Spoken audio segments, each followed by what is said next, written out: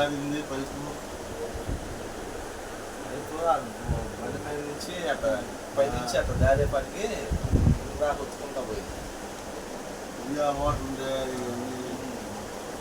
మన లోయ కరప్షన్ కూడా బాగా తుందరగా తిరుగుతూ ఉండేవాడు మనిషి. రేత్రి 12:30కి బాబుగా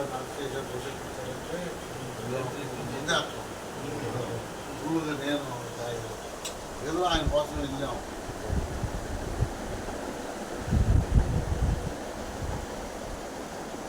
అధ్యక్షుడు మాజీ రూరల్ పార్టీ అధ్యక్షుడు వల్లయ్య గారికి కాలు గేటు బాగు చేస్తుంటే ఆ గేటు పైపు పాదం మీద పడడంతో అది కొంచెం ఇన్ఫెక్షన్లుగా మారి కొంచెం డ్యామేజ్ అయింది. దీన్ని గుంటూరు హాస్పిటల్లో చేయించి మళ్ళీ దీనికి శస్త్రచికిత్స జరిగింది. ఇది జరిగి కూడా వారం కావస్తుంది. అట్లాగే ఈ వల్లయ్య గారికి తొందరగా నయం అవ్వాలి, మళ్ళీ పార్టీ కార్యక్రమాల్లో చురుగ్గా ఉండాలి. ఈ కార్యక్రమానికి ఎర్రబాలెం గ్రామం సంబంధించిన టీడీపీ సీనియర్ నాయకులు, మండల పార్టీ మాజీ అధ్యక్షులు సేవల ఉల్లయ్య గారు కాలు కొంచెం గేటుబడి రావడం జరిగింది.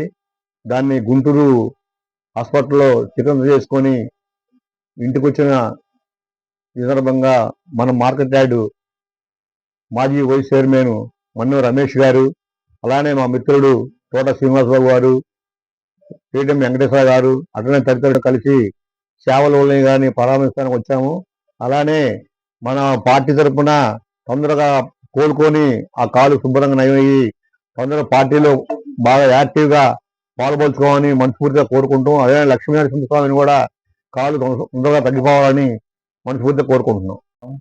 ఈరోజు ఎర్రబాలెం గ్రామంలో మాజీ సీనియర్ నాయకులు మండల పార్టీ అధ్యక్షులు సేవల ఉల్లయ్య గారు కొంచెం ఆరోగ్యం బాగోకపోతే కొంచెం ఇంటి దగ్గర పనిచేస్తా కొంచెం గేటు కాలు మీద పడి కొంచెం కాలు ఇన్ఫెక్షన్ అవటం వల్ల గుంటూరులో హాస్పిటల్లో చూపించుకున్నాడు.